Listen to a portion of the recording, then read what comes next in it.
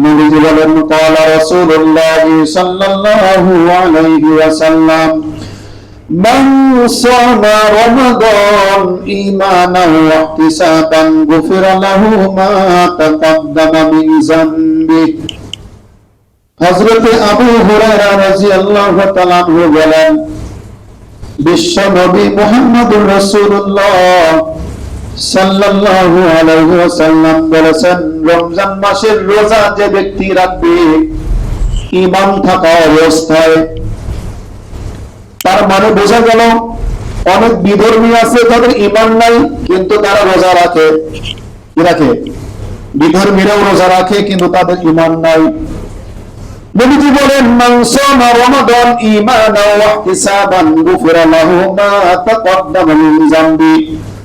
যে ব্যক্তি রমজান মাসে রোজা রাখবে ঈমানের অবস্থায়, ঈমানের হালতে এবং সওয়াবের আশায়, গুফিরা লাহু মা তাকাদ্দামা মিন যামবি, নবীজি বলেন ওই রোজাদার ব্যক্তির অতীতের সমস্ত গুনাহ আল্লাহ রাব্বুল আলামিন মাফ করে দেন। সুবহানাল্লাহ। তাহলে রমজানের রোজা রাখার জন্য পূর্ব শর্ত ঈমানদার হতে হবে। কি হতে হবে? ঈমানদার হতে হবে। আপনারা বলতে পারেন হুজুর ঈমানদার ছাড়া কি রোজা রাখে? হ্যাঁ, ঈমানদার ছাড়াও রোজা রাখি। ওই যে আমরা আশিয়া রোজা রাখি, সেখানে আমরা হুজুরের ওয়াজ করে থাকি মুখালিফা বিয়াহুদ, ইহুদিদের সাথে যেন আমাদের রোজাটা সামঞ্জস্যপূর্ণ না হয়, এই জন্য ওরা একটা রাখে, আমরা দুটা রাখবো। তার মানে ওদের কি নাই? ঈমান নাই। রমজানের রোজা রাখার জন্য ঈমান শর্ত। মান সামা রমাদান ঈমানান ওয়া ইহতিসাবান গুফিরা লাহু মা তাকাদ্দামা মিন যামবি, যে ব্যক্তি ঈমানের হালতে সওয়াবের আশায় রমজান মাসের রোজা রাখবে, গুফিরা লাহু মা তাকাদ্দামা মিন যামবি, হাদিসের মধ্যে বলেছেন আল্লাহ রাব্বুল আলামিন ওই রোজাদার ব্যক্তির অতীতের সমস্ত গুনাহ আল্লাহ মাফ করে দেন। বলেন সুবহানাল্লাহ। এই জন্য রোজার এত দাম, রোজার এত দাম, রোজার এত সওয়াব। হাদিস শরীফের মধ্যে নবীজি এই রোজাটাকে কঠিন কিয়ামতের ময়দানে কবরের ভিতরে এটাকে ঢাল হিসেবে ব্যবহার করবেন। রোজা হলো ঈমানদারদের জন্য ঢাল স্বরূপ। সুবহানাল্লাহ। আর একটা জায়গার মধ্যে বুখারী শরীফের মধ্যে হাদিস আছে, নবীজি সাল্লাল্লাহু আলাইহি ওয়াসাল্লাম বলেন কিয়ামতের ময়দানে একটা গেট থাকবে, প্রত্যেকটা মানুষ জান্নাতে প্রবেশ করার জন্য আলাদা আলাদা গেট থাকবে। সুবহানাল্লাহ। কি থাকবে? আলাদা আলাদা গেট থাকবে। রোজাদার ব্যক্তিগণ যে গেট দিয়ে যাবে ওই গেটের নামটা নবীজির ভাষায় নবীজি বলেন রাইয়ান নামক গেট। কি গেট? রাইয়ান নামক গেট। এই গেট দিয়ে শুধুমাত্র কেবল রোজাদার ব্যক্তি ছাড়া অন্য কোন বান্দা এই গেট দিয়ে প্রবেশ করতে পারবে না। সুবহানাল্লাহ। রব্বুল আলামিন কিয়ামতের ময়দানে ডাকতে বলবেন, হে আমার রোজাদার ব্যক্তিরা তোমরা কোথায়? তোমাদের জন্য আজকে একটা বিশেষ গেটের আমি আল্লাহ ব্যবস্থা করে রেখে দিয়েছি। বিশেষ একটা গেটের আমি আল্লাহ ব্যবস্থা করলাম। এই গেট দিয়ে আজকে তোমরা জান্নাতে যাবা। যখন জান্নাতীরা জান্নাতে চলে যাবে আর কোন রোজাদার ব্যক্তিকে পাওয়া যাবে না। ওই গেটটা চিরদিনের জন্য বন্ধ করা হবে, কারোর জন্য আর খোলা হবে না। শুধু তাই না, নামাজি ব্যক্তি নামাজের গেট দিয়ে যাবে, রোজাদার ব্যক্তি রোজাদার গেট দিয়ে যাবে, হজকারী ব্যক্তি হজের গেট দিয়ে যাবে। কিন্তু একজন হাজী সাহেব যদি রোজাদার হয়, একজন নামাজি যদি রোজাদার হয়, অবশ্যই তারা রোজাদার হবে। তাহলে এই নামাজিও, এই হাজীও, এই মুফতি সাহেব, মুহাদ্দিস সাহেব, সাধারণ মানুষ আমরা যারা নামাজ কালাম পড়ি, পাশাপাশি রমজানের রোজা আমরা বাদ দিই না, তারা সকলেই কিন্তু রায়্যান নামক গেট দিয়ে আল্লাহর জান্নাতে যাবে। নবীজি সাল্লাল্লাহু আলাইহি ওয়াসাল্লাম বলেন এই গেটের একটা বিশেষত্ব আছে, এই দেশে গেটের একটা আলাদা মর্যাদা আছে। সেই মর্যাদা হলো, সেই বিশেষত্ব হলো নামাজি ব্যক্তিরা রোজা রাখার পরে যখন সিয়াম পালনকারী হবে, তারা যখন এই গেট দিয়ে প্রবেশ করতে থাকবে, ওই গেটের ভিতরে তাদেরকে শারাবান তাহুরা, পবিত্র পানি আল্লাহ পান করা দিবে। সুবহানাল্লাহ।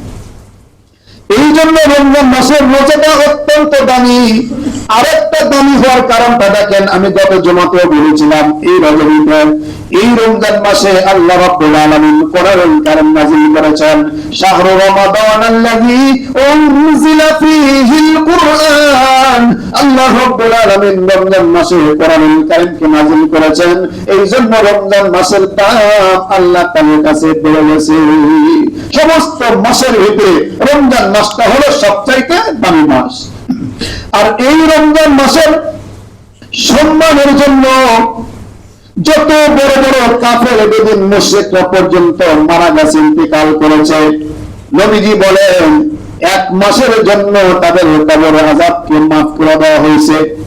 আবু লাহাবের মতো মানুষের কবরের আযাব মাফ, আবু জেহেলের মতো মানুষের কবরে আযাব মাফ। কেন মাফ? রমজান মাসের সম্মানের জন্য। কার জন্য? রমজান মাসের সম্মানের জন্য। আর আমাদের বাংলাদেশে রমজান মাসের সম্মানের জন্য হোটেলের সামনে লাল কাপড় টাঙ্গায় টাঙ্গায় সম্মান দেখায়। ওরাও সম্মান দেখাইছে, কি বলছে? মানুষ দেখেন কেমন, মানুষকে যদি বলা হয় বাঘের বাচ্চা, মানুষ রাগ করে না, খুশি হয়। কিন্তু যদি বলা হয় কুকুরের বাচ্চা, তাহলে মেজাজটা কিন্তু অটোমেটিক গরম হয়ে যায়। অথচ দুটাই কিন্তু জানোয়ার, দুটাই কি? দুটাই জানোয়ার। আরে ভাই, হালাল খাবার দিনের বেলা খাওয়া হারাম, যাদের উপরে রোজা ফরজ ওরা দিনের বেলা খানা খাওয়া হারাম না হালাল? এবার বলেন তো, যদি আমি বলি কুকুররা যে খাবারগুলি খায় ওটা রোজাদার ব্যক্তির জন্য হারাম, যারা রোজা রাখে নাই তাদের জন্য হারাম। কিন্তু রোজার মাসে যারা রোজা না রেখে যাদের উপরে রোজা রাখা ফরজ হয়েছিল, তারা যদি দিনের বেলা খানা খায় তারা হারাম খেয়েছে। তারা মরা গরুর গোশত খাওয়া যেমন পাপের কথা, মদ খাওয়া যেমন হারাম, দিনের বেলা 80-90 টাকা কেজি নাজির শাহের চালের ভাত গরুর গোশত দিয়ে খাওয়া সেটাও হারাম হয়ে যায়। যদিও সব ইমামতি করছেন, ইমামতির টাকা দিয়ে গরুর গোশত কিনছেন, ইমামতির টাকা দিয়ে আপনি চাউল ডাল কিনছেন, পাক করছেন নিজের বাসাতে, ওটা যদি আপনি দিনের বেলা খান ইমামতির টাকা হওয়া সত্ত্বেও ওইটা আপনার আমার জন্য হারাম। এরকম মানুষ বাংলাদেশে নাই, শুধু সৌদি আরবে আছে যারা দিনের বেলা খানা খায়। কি খালি সৌদি আরবে মনে হয় আছে নাকি? না, বাংলাদেশে আছে। বাংলাদেশে দেখা যায় হাটে ঘাটে রাস্তা ঘাটে চা বানায় দিনের বেলা। কি বানায়? এই চা গুলো খায় বেলা, মনে হয় বিদর বেজার আছে তারা খায়। পরিমাণা রাখছে হোটেলের তেল দিয়ে ভোগা, তারা খায় কি খায় না? এই সমস্ত খাবার গুলি কঠিন দাম খোদার কসম করে বলি জাহান্নামে যাওয়ার জন্য এই খাবার গুলি যথেষ্ট হয়ে যায়। অথচ ফিকহের কিতাবের মধ্যে লেখছে, যদি কোনো মা, কোনো পর অথবা কোনো মানুষ যদি কোনো কারণে রোজা রাখতে না পারে, রমজান মাসের সম্মানের জন্য তারা দিনের বেলা খানা খাইতে পারবে না। কি? আমি অসুস্থ মানুষ, আমি চাইলেই আমি রোজা রাখতে পারি নাই কোনো কারণে, আমার জন্য রোজা মা, কিন্তু রমজান মাসের সম্মানের জন্য দিনের বেলা ওপেনলি আমার আপনার জন্য খাওয়া হারাম, জায়েজ নেই। রমজান মাসের সম্মানার্থে এটা করা আমাদের জন্য প্রয়োজন। আর আমরাও রমজান মাসের জন্য কি করেছি? হোটেলে হোটেলে লাল কাপড় টাঙ্গা দিয়েছি, সাবধান এখানে কেউ আসবে না। হোটেলে ভালো কাজ করেছে, খারাপ করেনি। কারণ ওরা বিবের সঙ্গে দিয়ে দিছে লাল চিহ্ন, লাল সাদা কাপড় দিয়ে দিছে, এখানে আসবেন না। কারণ আমি আর আপনি তো চাই, দোষ ওদের না দোষ আমাদের? হ্যাঁ, আমাদের দোষ, ওদেরও দোষ কম না। কেন বিক্রি করলি তোরা রমজান মাসে? ওদেরও সমান দোষ, ওদের কি?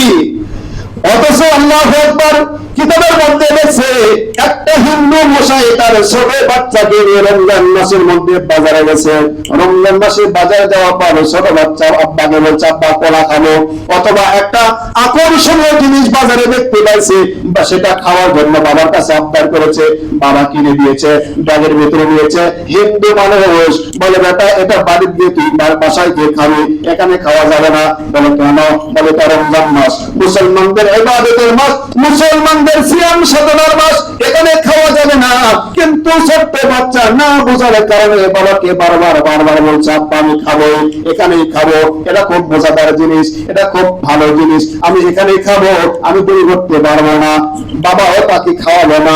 এমন হতে হতে বাবা ঠাস করে সন্তানের গালে একটা থাপ্পড় মেরে দিয়েছে আর বলে, আমরা যতই বিধর্মী হই না কেন, এটা রমজান মাসের সম্মানের জন্য দিনের বেলা রোজাদারের সামনে খাওয়া যাবে না। অথচ এমন মুসলমান পাওয়া যায়, একজন বলে আরেকজনকে, এর বেড়া তুই রোজা নাস, এই তো হুজুর দাঁড়ায় আছে, অথবা একটা রোজাদার ব্যক্তি দাঁড়ায় আছে, এই সময় খাস না। দূর, আল্লাহকে নিজেই ভয় করি না, আবার ওর দিকে কেন ভয় করতে হয়? এটা বলা যায় না। যদি শক্তি আর সাহস থাকতো, যুদ্ধ দিয়ে পিটাই দিয়ে সওয়াব হবে, গুনাহ হবে না। কি বলেন? এই মেয়া সন্তানকে আঘাত করেছে একটা টাইমে, যখন এই হিন্দু মশাই মারা গেছে, তদন্তকালে জামানার শ্রেষ্ঠ একটা আল্লাহর ওলি তাকে স্বপ্নে দেখছে। স্বপ্নে দেখা হইলে দেখে সে আল্লাহর বান্দা জান্নাতের মধ্যে ঘোরাঘুরি করে। সুবহানাল্লাহ। এর হিন্দু বেটা জান্নাতে গেল কেমনে?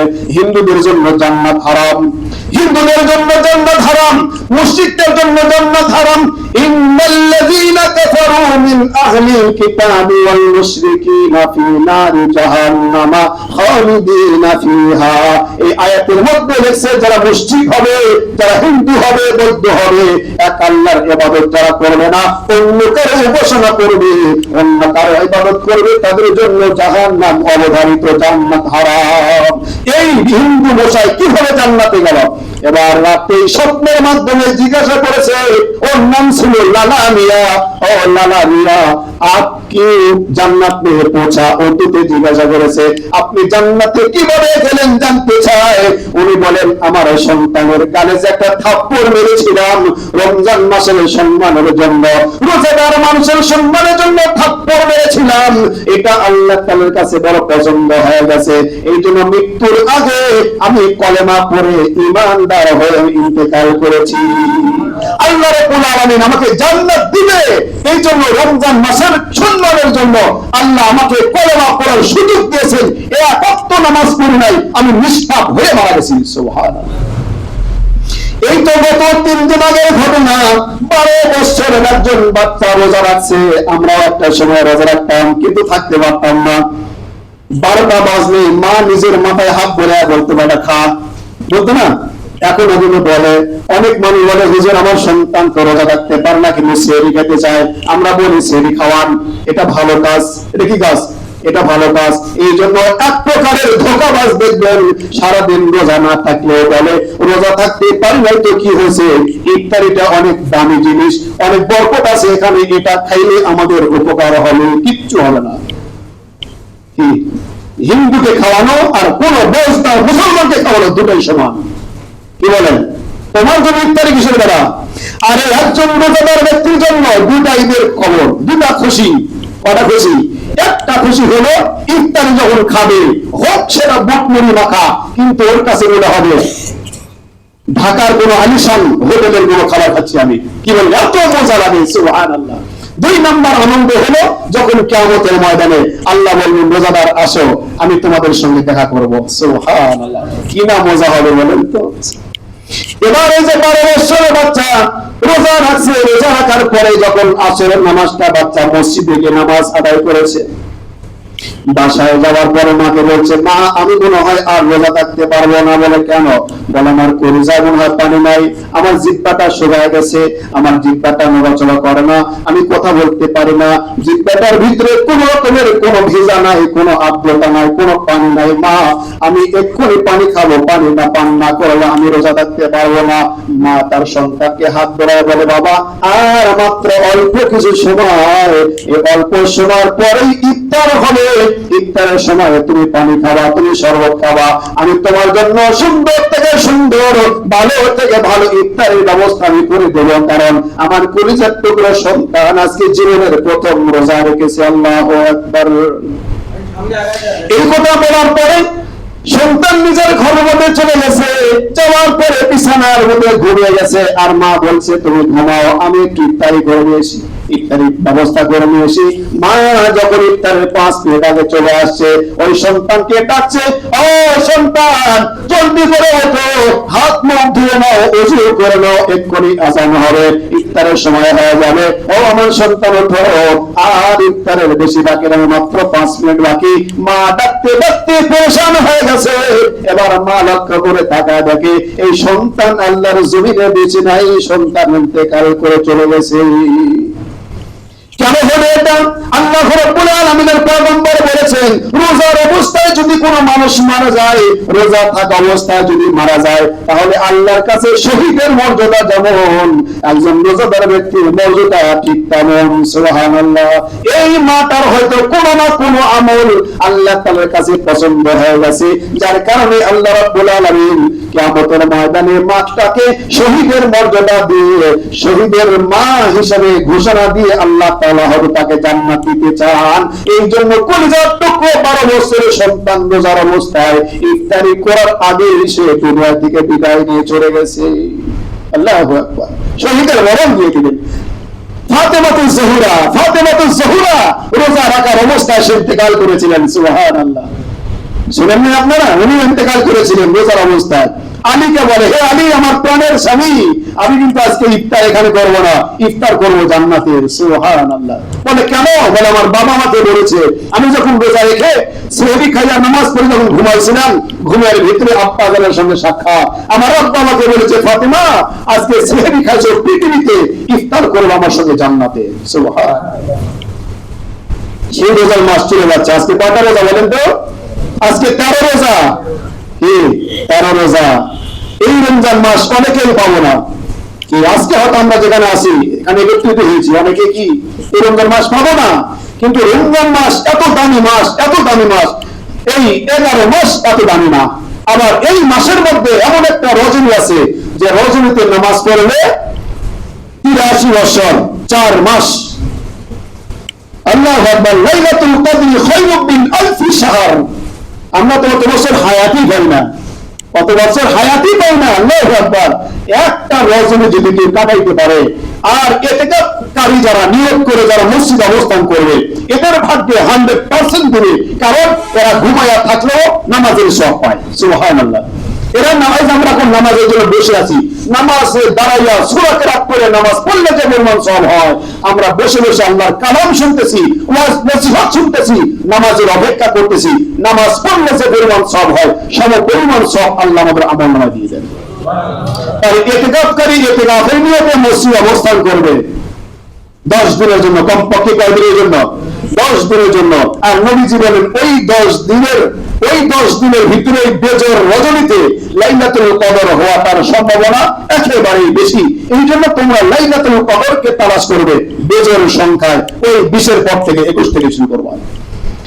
তাহলে আমরা যারা ইনশাআল্লাহ অনেক ব্যস্ততায় আমাদের আছে, এক্ষুনি মরে গেলে সব ব্যস্ততা দূর হয়ে যাবে।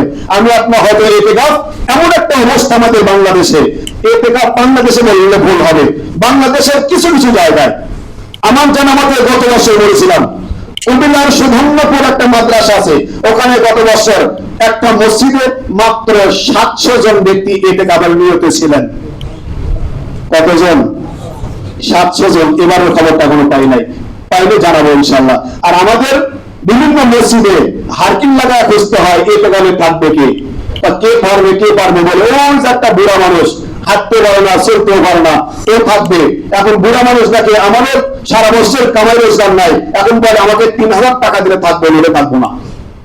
এখন আমরা মসজিদ কর্মকর্তা কর্মচারী কিন্তু কি করি, এই হলো টাকা দিয়ে হলো করা, এরকম করি কিনা? এই টাকা দিয়ে চুক্তি করে ইতিকাফ করাইলে জীবনেও সওয়াব হবে না। কি বলেন? জীবনেও সওয়াব হবে না, জীবনেও সওয়াব হবে না। কেউ না রাখলে সকলেই গুনাহগার হবে। সবার পক্ষ থেকে কমপক্ষে একজন রাখলেও এই জিম্মাদারি থেকে সকলেই মাপ পেয়ে যাব। সুন্নতে মুআক্কাদা আলাল কিফায়া, কিছু মানুষ আদায় করলে সকলের পক্ষ থেকে আদায় হয়ে যায়।